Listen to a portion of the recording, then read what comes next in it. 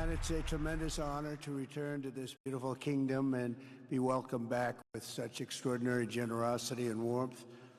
I've never forgotten the exceptional hospitality showed to us by King Solomon, who's just, we talk about a great man. That is a great man. That is a great man, a great family. And that visit took place exactly 8 years ago. The graciousness of the royal family and the Saudi people is really unsurpassed, no matter where you go.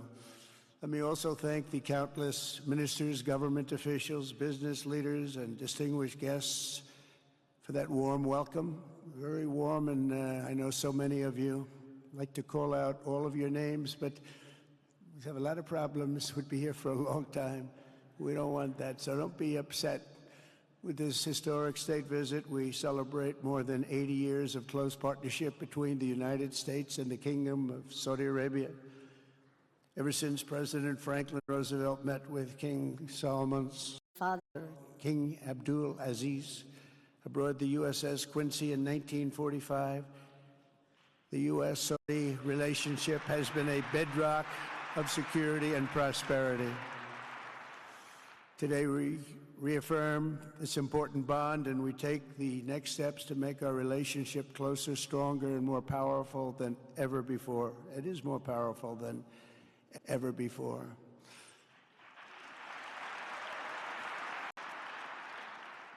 And by the way, it will remain that way. We don't go in and out like other people. It will remain that way.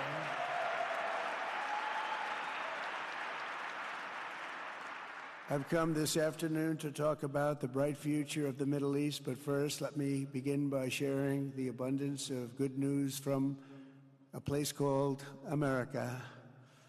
In less than 4 months, our new administration has achieved more than most other administrations accomplish in 4 years or even 8 years. We've actually done, for the most part, more. The day I took office, we inherited, thank you. Thank you. The day I took office, we inherited a colossal invasion on our southern border, an invasion like you'd never want to see here. Nobody should ever want to see it. But within weeks, we slashed illegal border crossings to an all-time low, down 99.999%. That's good, even for this great gentleman standing right in front of me. That's a good number. We had hundreds of thousands of people. They came in at the same time last year, and last month we had, in this massive border, 3 people that got in. That's quite a difference, and we have no choice but to get a lot of the people that came in because they were not the best people. They were, in many cases, very bad people. We're getting them out. We're getting them out very fast. We're bringing them back to where they came from. We have no choice. After years of military recruiting shortfalls, enlistments in the U.S. Armed Forces are now the highest in 30 years because there is such an incredible spirit in the United States of America. We have tremendous spirit again. Just about a year ago, it was a big story, front page on every paper all over the world, that nobody wanted to enlist in our military, meaning we were way under enlisted. And just last week it came out that we had the strongest enlistment. They say 30 years, but probably it's maybe ever. They don't go back that far. It's the best, and that includes police officers, firemen, everything else. There's a great spirit in the United States right now. A brand new poll from Rasmussen just showed that the number of Americans who believe the nation is on the right track, they have a right track, wrong track, is now the highest in over 20 years. And it hasn't been anything like this because for many years it was the wrong track. And I can tell you for the last 4 years it was definitely the wrong track, but it's the highest it's been in many, many years. We renamed the Gulf of Mexico into the Gulf of America. That was very popular, other than perhaps with Mexico. And most importantly, for the people in this room, the days of economic misery under the last administration are rapidly giving way to the greatest economy in the history of the world. We are rocking. The United States is the hottest country, with the exception of your country, I have to say, right? I'm not going to take that on. No, Mohammed, I'm not going to take that on. Wouldn't that be a terrible thing if I made that full statement? But I will not do it. You're hotter. At least as long as I'm up here, you're hotter. But groceries, gasoline, energy, and all other prices are down with no inflation. We have no inflation, and in a few short weeks, we've created 464,000 brand new jobs. Think of that. It's almost 500,000 jobs created just in a matter of weeks. We just reached a historic trade agreement with the United Kingdom, and over the weekend we reached a breakthrough agreement with China. Both outstanding deals. China's agreed. We have to get it down. We have to get the little details down. And Scott, you're going to work on that very hard, but China's agreed to open up to the United States for trade and everything else. But they have to do it, so we'll see what happens. But we had a very, very good meeting with both of those countries. We are cutting 10 old regulations for every new regulation. We're getting rid of all of the red tape that is so many, frankly, countries, as they get older, they develop a lot of red tape, and we're getting rid of it. We're getting rid of it at record levels. And I'm pleased to report that the United States Congress is on the verge of passing the largest tax cut and regulation cut in American history. We think we're in good shape to get that. And if we get that, that will be like a rocket ship for our country. In the first quarter of the year, the investment in America was up an astounding 22%. More than $10 trillion of new investments have been announced or are coming just since the election on November 5th. So think of that. In a very short period of time, we have over $10 trillion, and it could be much higher than that. Not everybody comes to the White House to have a news conference that they're going to be opening up in America, but they're all coming in at numbers that we've never seen before. If you take a look at other presidencies, they wouldn't do $1 trillion sometime in years. We did this in essentially 2 months because you have to say we got into office and they gave me about a month to clean up and fix up the Oval Office, and after that we started working. And the money is pouring in, the jobs are pouring in, the companies are pouring into our country like we've never seen before. There's never been anything like it. And we let other people tariff us into losing a lot of money and a lot of jobs, and now we're tariffing them, and it's at a level that nobody's seen. It's a level that is making us a very much different country and a very different Republican Party. We won a tremendous victory in November. We won all 7 swing states, the popular vote by millions and millions of votes. The Electoral College, we won by 312 to 226. Remember, they said, well, we could get to 270. No, we got to 312. That's a big difference. And very importantly, we won counties throughout the United States, 2,660 to 451. That's why when you look at a map, they're all red. It's all, the whole country is red. Red stands for Republican. From the moment on and from the moment we started, we've seen wealth that just poured and is pouring back into America. Apple is investing $500 billion. NVIDIA is investing, and I see my friend is here. Jensen, that's very good, wherever you may be. I thank you very much, because he's putting in $500 billion. TSMC is investing. Where is Jensen, by the way? Where is he? He's standing here. Where is he? I just saw that. Thank you very much, Jensen. I mean, Tim Cook isn't here, but you are. What a job you've done. He said he's got 99% of the chip market. I don't know. That's a big, that's not easy to beat. But what a job you've done. Thank you. We are proud to have you in our country. You know that. Thank you for the investment. TSMC is investing $200 billion, and with this trip, We're adding over $1 trillion more in terms of investment into our country and buying our products. And, you know, nobody makes military equipment like us. We have the best military equipment, the best missiles, the best rockets, the best everything. Best submarines, by the way, most lethal weapon in the world. In addition to purchases of $142 billion of American-made military equipment by our great Saudi partners, the largest ever. This week there are multi-billion-dollar commercial deals with Amazon, Oracle, AMD. They're all here. Uber, Qualcomm, Johnson & Johnson, and many, many more. So I want to congratulate everybody. So many great business executives, many of you, most of you I know. And they're coming in, you know, about a month ago. They weren't that happy when they saw me. And now they're saying, sir, you're doing a great job. Thank you very much. It's amazing what a rising market will do. Oh, it's going to get a lot higher.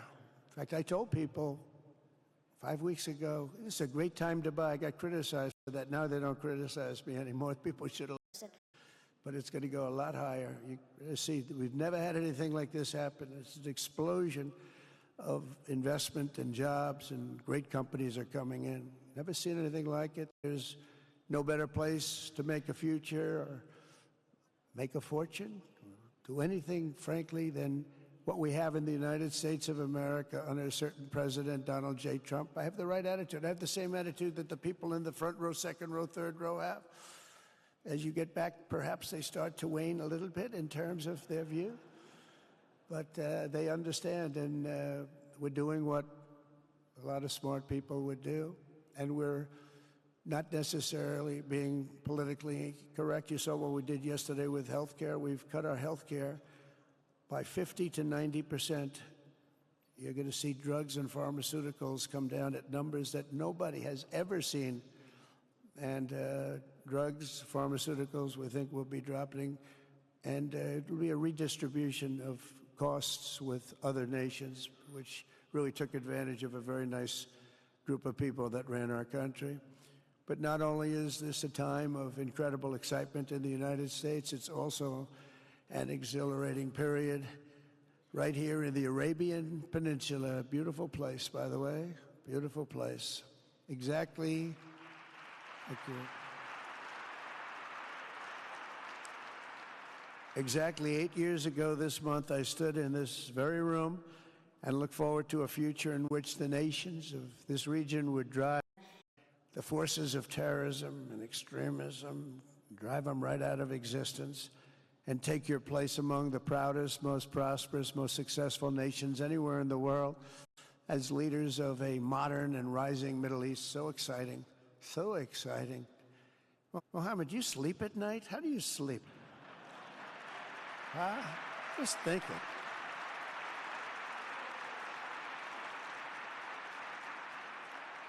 What a job. He tosses and turns like some of us. Tosses and turns all night. How do I make it even better all night? It's the ones that don't toss and turn. They're the ones that will never take you to the promised land, won't they? But you have done some job. True. But critics doubted that it was possible what you've done. But over the past 8 years, Saudi Arabia has proved the critics totally wrong. The transformation has occurred even by these incredible business leaders. I mean, you had the biggest leaders in business anywhere in the world standing right before us. But the transformation that has occurred under the leadership of King Salman and Crown Prince Mohammed has been truly extraordinary. Such a thing has, I don't think, ever happened before. I've never seen anything at that scale happen before. And I guess, you know, maybe you could say the United States is doing pretty well too, you know, but I don't think too many people have seen that happen before. Majestic skyscrapers, the towers that I see, the difference between now and 8 years ago. And 8 years ago was very impressive, but the towers that I see rising, some of the exhibits that I was shown by Mohammed, if what I've seen there is an amazing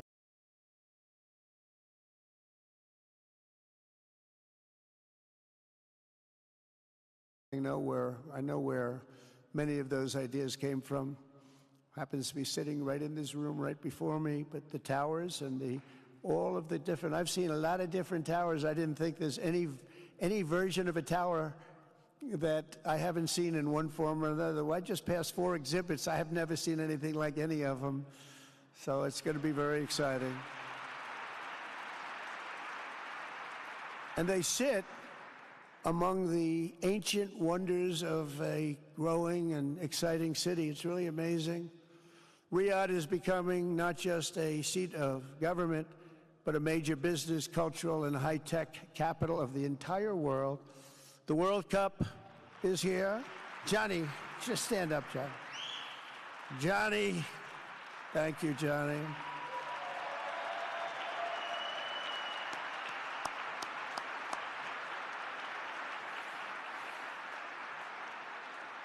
Great job, Johnny, great job. But the World Cup and the World Expo will soon be coming here, just like the World Cup is coming to the United States. It's going to be really exciting next year.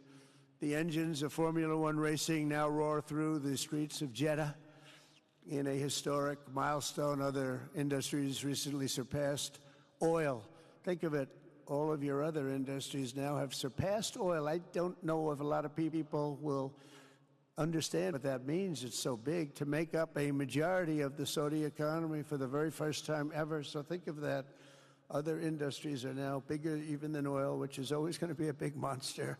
It's a big one. But that's a great tribute to you and economic development properly used. In other cities throughout the peninsula, places like Dubai and Abu Dhabi, Doha, Muscat, the transformations have been unbelievably remarkable.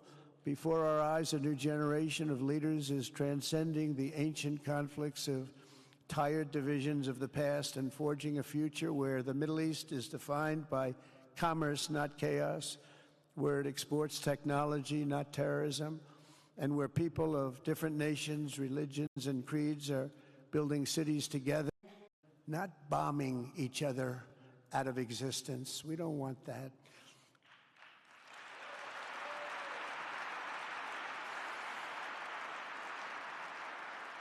And it's crucial for the wider world to note this great transformation has not come from Western interventionists or flying people in beautiful planes giving you lectures on how to live and how to govern your own affairs. No, the gleaming marvels of Riyadh and Abu Dhabi were not created by the so-called nation builders, neocons, or liberal nonprofits like those who spent trillions and trillions of dollars failing to develop Kabul, Baghdad, so many other cities. Instead, the birth of a modern Middle East has been brought by the people of the region themselves, the people that are right here, the people that have lived here all their lives, developing your own sovereign countries, pursuing your own unique visions and charting your own destinies in your own way. It's really incredible what you've done. In the end, the so-called nation builders wrecked far more nations than they built, and the interventionists were intervening in complex systems that they did not even understand themselves. They told you how to do it. They had no idea how to do it themselves. Peace, prosperity, and progress ultimately came not from a radical rejection of your heritage, but rather from embracing your national traditions and embracing that same heritage that you love so dearly.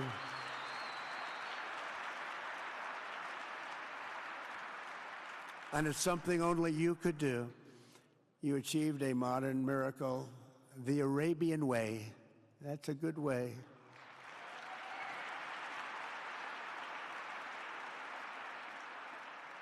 Today, the Gulf nations have shown this entire region a path towards safe and orderly societies with improving quality of life, flourishing economic growth, expanding personal freedoms, and increasing responsibilities on the world stage.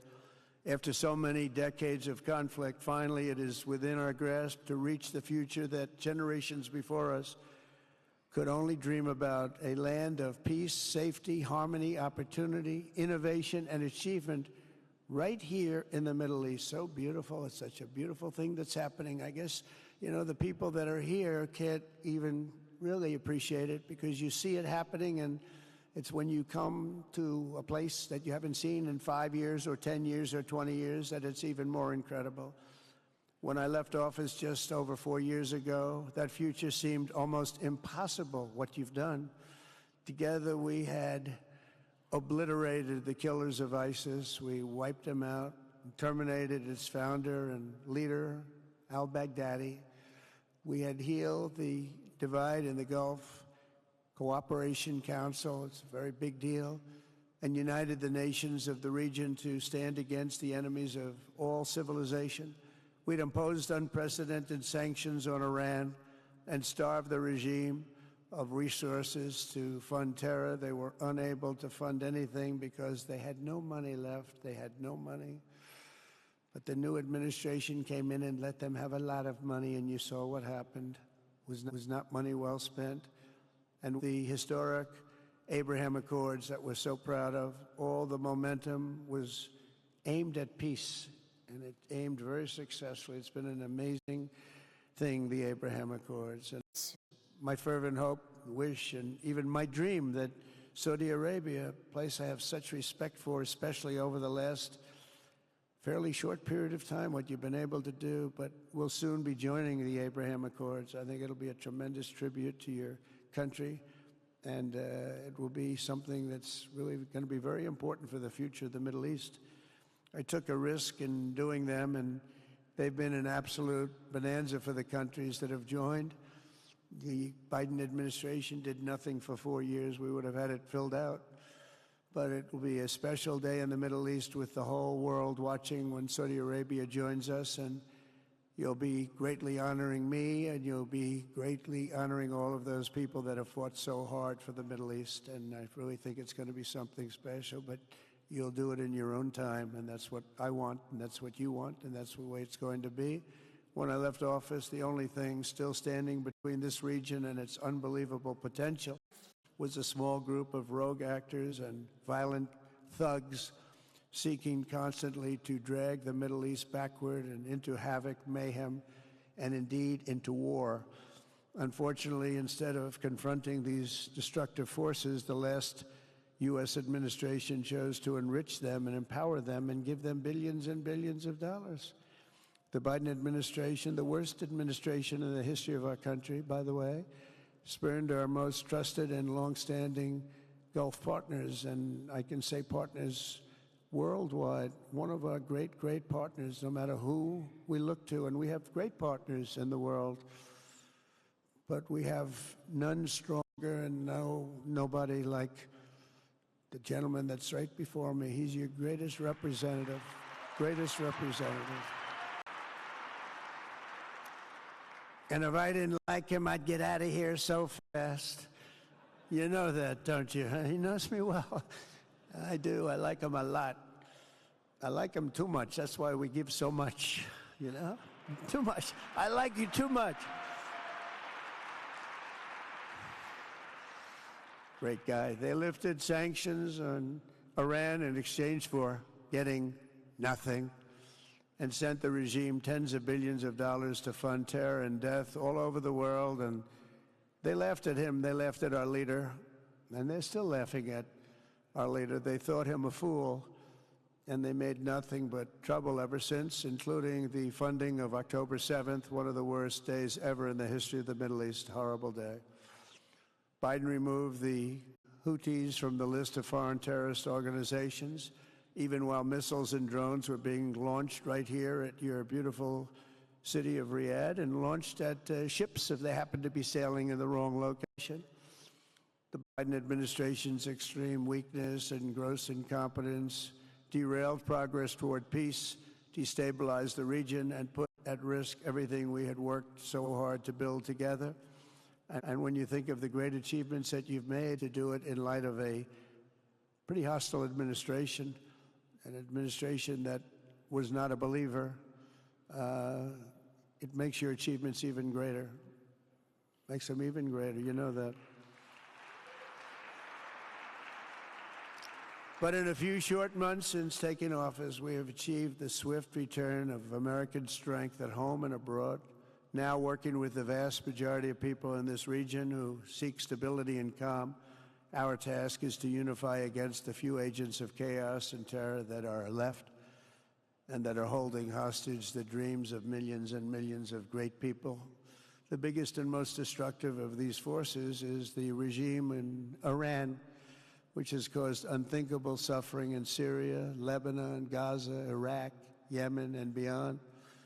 There could be no sharper contrast with the path you have pursued on the Arabian Peninsula than the disaster unfolding right across in the Gulf of Iran. Think of that. They wanted to name it that. I said, they're not going to let them do that. Do you mind if I stop that? We're not going to let that happen.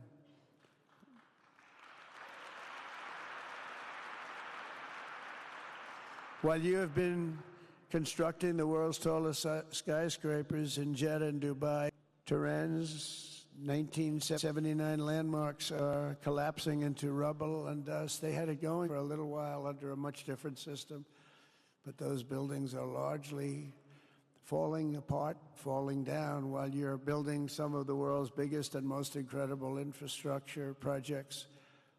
Buildings, all sorts of things you're building that nobody's ever even seen before. Iran's decades of neglect and mismanagement have left the country plagued by rolling blackouts lasting for hours a day. All the time you hear about it. While your skill has turned dry deserts into fertile farmland, Iran's leaders have managed to turn green farmland into dry deserts as their corrupt water mafia, it's called it the water mafia, causes droughts and empty riverbeds. They get rich, but they don't let the people have any of it. And then, of course, there's the key difference at the root of it all. While the Arab states have focused on becoming pillars of regional stability and world commerce, Iran's leaders have focused on stealing their people's wealth to fund terror and bloodshed abroad. Most tragic of all, they have dragged down an entire region with them. Countless lives were lost in the Iranian effort to maintain a crumbling regime in Syria. Look at what happened with Syria. In Lebanon, their Hezbollah proxies have pillaged the hopes of a nation whose capital, Beirut, was once called the Paris of the Middle East. Can you imagine? All of this misery and so much more was entirely avoidable, absolutely avoidable. And Mohammed knew that. He knew that. Smart people knew that. If only the Iranian regime had focused on building their nation up instead of tearing the region down. Yet I'm here today not merely to condemn the past chaos of Iran's leaders, but to offer them a new path and a much better path toward a far better and more hopeful future. As I've shown repeatedly, I am willing to end past conflicts and forge new partnership for a better and more stable world, even if our differences may be very profound, which obviously they are in the case of Iran. I have never believed in having permanent enemies. I am different than a lot of people think. I don't like permanent enemies, but sometimes you need enemies to do the job, and you have to do it right. Enemies keep you motivated. In fact, some of the closest friends of the United States of America are nations we fought wars against in generations past, and now they're our friends and our allies. I want to make a deal with Iran. If I can make a deal with Iran, I'll be very happy if we're going to make your region and the world a safer place. But if Iran's leadership rejects this olive branch and continues to attack their neighbors, then we will have no choice but to inflict massive maximum pressure, drive Iranian oil exports to zero like I did before.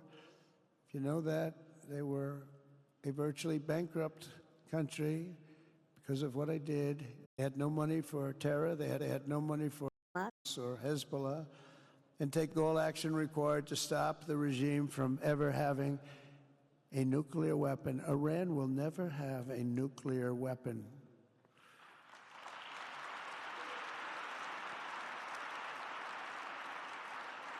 But with that said, Iran can have a much brighter future, but will never allow America and its allies to be threatened with terrorism or nuclear attack. The choice is theirs to make. We really want them to be a successful country. We want them to be a wonderful, safe, great country.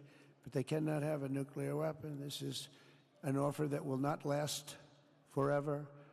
The time is right now for them to choose. We don't have a lot of time to wait. Things are happening at a very fast pace. They're happening right here. They're happening at a very fast pace. So they have to make their move right now, one way or the other. Move. As I said in my inaugural address, my greatest hope is to be a peacemaker and to be a unifier. I don't like war. We have the greatest military, by the way, in the history of the world. You know, I rebuilt our military in my first 4 years and rebuilt it into the most powerful military there is. And you saw that when I knocked out ISIS in 3 weeks. People said it would take 4 years, 5 years. I did it. We did it in 3 weeks. Just days ago, my administration successfully brokered a historic ceasefire to stop the escalating violence between India and Pakistan. And I used trade to a large extent to do it. I said, fellas, come on, let's make a deal. Let's do some trading. Let's not trade nuclear missiles. Let's trade the things that you make so beautifully. And they both have very powerful leaders, very strong leaders, good leaders, smart leaders. And it all stopped. Hopefully it'll remain that way, but it all stopped. I was very proud of Marco Rubio and all of the people that worked so hard. Marco, stand up. What a great job you did on that. Thank you, J.D. Vance, Marco. The whole group worked with you, but it was a great job. And I think they're actually getting along. Maybe we can even get them together a little bit, Marco, where they go out and have a nice dinner together. Wouldn't that be nice? But we've come a long way, and it's could be, you know, millions of people could have died from that conflict that started off small and was getting bigger and bigger and bigger by the day. I've also been working relentlessly to end the terrible bloodshed between Russia and Ukraine, and very importantly, talks are being held in Turkey later this week, probably on Thursday, and they could produce some pretty good results. Our people are going to be going there. Marco's going to be going there. Others are going to be going, and we'll see if we can get it done. 5,000 people, young people for the most part, soldiers from Ukraine, soldiers from Russia. They're not from here and they're not from the United States, but they're souls. They're souls. I think usually, mostly, they're young, beautiful souls that left their parents waving goodbye, left their brothers and sisters. Goodbye, I'll see you soon. And they got blown to pieces. 5,000 on average a week are dying. And people are dying elsewhere in the region, but tremendous numbers like we haven't seen since World War II are dying, and I want to stop it. I want to stop it. It's a horrible war. Would have never happened if I were president. That's a war that would have never happened. October 7th would have never happened if I were president, because Iran had no money to pay Hamas or anybody else. They had no money. They were not looking to take care of them. They had to take care of themselves. They had no money. We stopped their oil effectively with the embargoes and sanctions. But let me take this opportunity to thank the Kingdom of Saudi Arabia for the constructive role that you've played in facilitating the Ukraine talks. And it really is, you've been amazing. You've made everything available to us. Thank you very much. Thank you. And if we get that settled, we'll pay a special tribute to what you've done. You really did lay a great groundwork. Thank you very much. Appreciate it. The West should not be dragging itself backward into another endless war in Europe, yet another endless war. We should stop the killing and work together to address the biggest long-term threats as one unbeatable team. Think of us as an unbeatable team. I mean, when you look at what you've done here, that's much more difficult than stopping stupidity. Think of it. It's stupidity. What you've done is much more difficult, and you did it better than anybody else has ever done it. As President of the United States, my preference will always be for peace and partnership whenever those outcomes can be achieved. Always. It's always going to be that way. Only a fool would think otherwise. In recent years, far too many American presidents have been afflicted with the notion that it's our job to look into the soul of foreign leaders and use U.S. policy to dispense justice for their sins. They loved using our very powerful military, and now it's really the most powerful it's ever been. We just are getting a budget approved, $1 trillion, highest budget we've ever had in history for military, $1 trillion.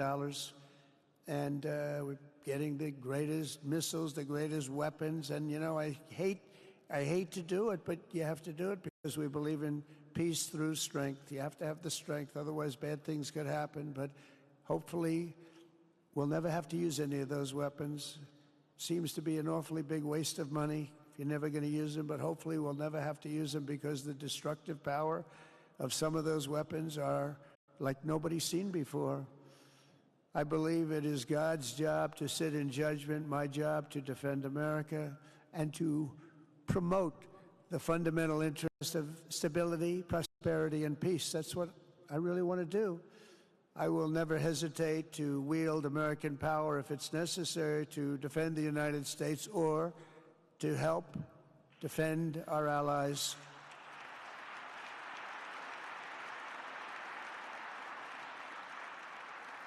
And there will be no mercy for any foe who tries to do us or them harm. We will have no mercy. They understand that. That's why I've been pretty lucky. A lot of people think, you know, he's looking to fight. He's looking to fight, and things get settled. It's an amazing thing when they really think you mean it.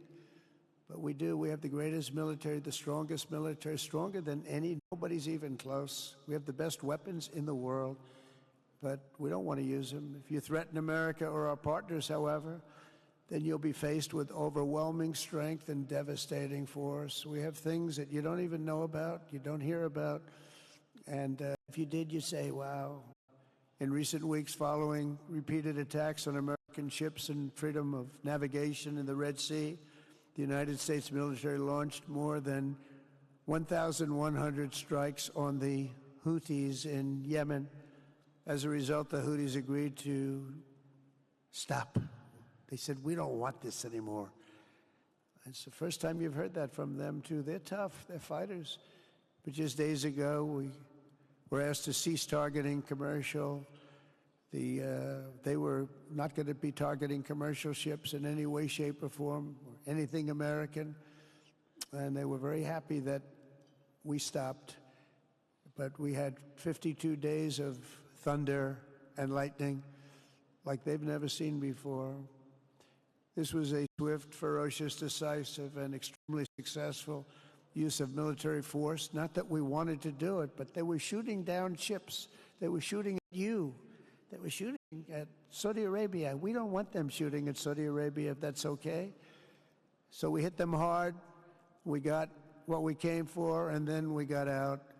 Since January 20th, the U.S. military has terminated 83 terrorist leaders operating across Iraq, Syria, and Somalia, including ISIS's #2 global leader. You read about that just recently. With the help of Pakistan, we apprehended the ISIS terrorists responsible for the attack on 13 American service members at Abbey Gate, that horrible, horrible disaster.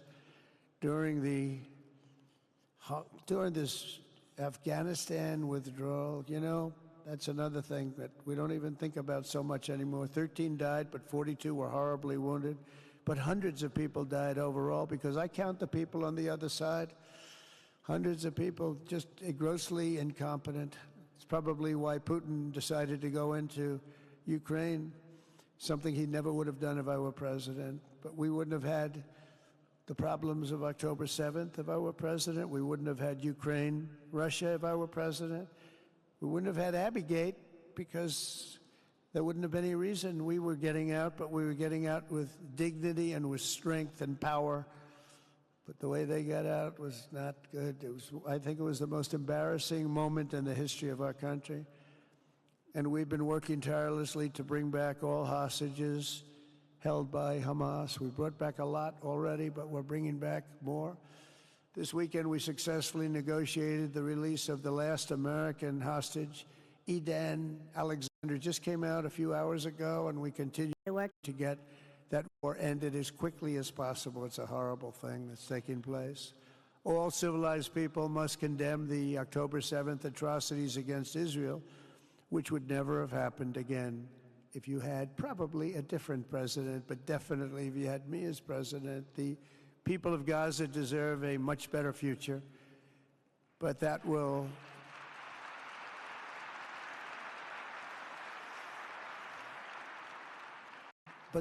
or can not occur as long as their leaders choose to kidnap, torture, and target innocent men, women, and children for political ends. The way those people are treated in Gaza, there's not a place in the world where people are treated so badly. It's horrible. After years of suffering, two of the nations most ravaged by terror are finally beginning to end their long nightmares under the new generation of leaders. In Lebanon, where a friend of mine has just become the ambassador. He's going to be great. I said, you know, that could be a very dangerous job. He said, I was born there. I'm Lebanese. I love that country. I said, but it's very dangerous. You know, this is a friend of mine from New York. I said, but it's very dangerous. Are you sure you want to do it? I never thought of him as being a warrior, but he is a warrior. He loves his country. He said, if I'm injured or die, I'm dying for a country that I love. He grew up there. It's horrible what's happened in Lebanon, but you have a great ambassador, I can tell you that. In Lebanon, which has been endlessly victimized by Hezbollah and their sponsor, Iran, a new president and prime minister have brought the first real chance in decades for a more productive partnership with the United States, and we're going to work with their new ambassador and everybody else, Marco, and we're going to see if we can really help them out and let them get over that very high grid that they're going to have to get over. My administration stands ready to help Lebanon create a future of economic development and peace with its neighbors. They have tremendous people in Lebanon, doctors, lawyers, great professional people. I hear it so many times. Likewise, in Syria, which has seen so much misery and death, there is a new government that will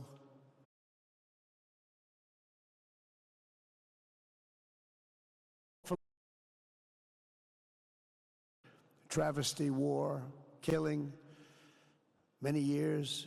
That's why my administration has already taken the first steps toward restoring normal relations between the United States and Syria for the first time in more than a decade. And I'm very pleased to announce that Secretary Marco Rubio will be meeting with the new Syrian foreign minister in Turkey later this week. And very importantly, after discussing the situation in Syria with the Crown Prince, your Crown Prince,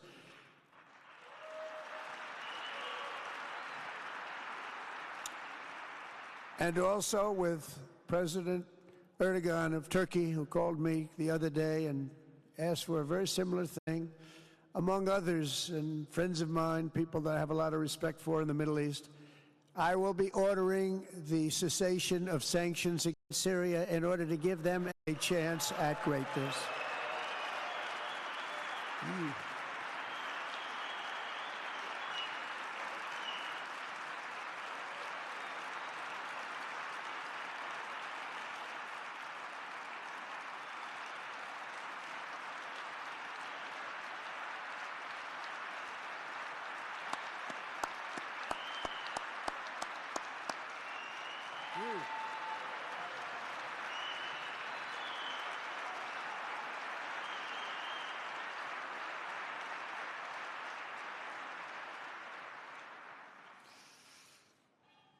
Oh, what I do for the Crown Prince. The sanctions were brutal and crippling and served as an important function, nevertheless, at the time. But now it's their time to shine. It's their time to shine. We're taking them all off, and they're going to have, I think they're going to have, based on the people and the spirit and everything else that I'm hearing about. So I say good luck, Syria. Show us something very special like they've done, frankly, in Saudi Arabia, okay? They're going to show us something special. Very good people. Everywhere we can, my administration is pursuing peaceful engagement, offering a strong and steady hand of friendship to all that will take it in good faith. Together, we have made unprecedented strides and tremendous progress, and we're still just at the dawn of the bright new day that awaits for the people of the Middle East, the great, great people of the Middle East. If the responsible nations of this region seize this moment, put aside your differences and focus on the interests that unite you, then all of humanity will soon be amazed at what they will see right here in this geographic center of the world. It really is. It's like a center of the world and the spiritual heart of its greatest faiths. For the first time in 1,000 years, the world will look at this region not as a place of turmoil and strife and war and death, but as a land of opportunity and hope, just like you've done right here, a cultural and commercial crossroads of the planet. Security and stability will lift millions into lives of safety and success, and the nations of this region will be free to realize your highest destinies, honor your proud histories, harness amazing new opportunities, and bring incredible glory to Almighty God. People will come from all over the globe to be inspired by the cities you build, the businesses you create, the technologies you invent, and the beauty, talent, and potential you unleash right in the hearts of your citizens. Each of you will be able to take tremendous pride in the legacy you will leave to your children, because you will have given them the ultimate blessings of prosperity and peace. So important. In the United States, we've launched the golden age of America. It's the golden age. We see it. We see it with all that money, trillions and trillions of dollars pouring in, hundreds of thousands of jobs coming in with it. And with the help of the people of the Middle East, the people in this room, partners throughout the region, the golden age of the Middle East can proceed right alongside of us. We will work together. We will be together. We will succeed together. We will win together. And we will always be friends.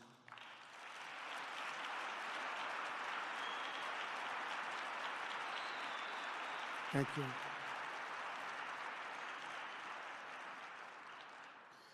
So, Mohammed, I want to thank you again very much for having me. And as a representative of what I think is the greatest nation in the world, we are with you all the way, and you have a tremendous future. Thank you very much.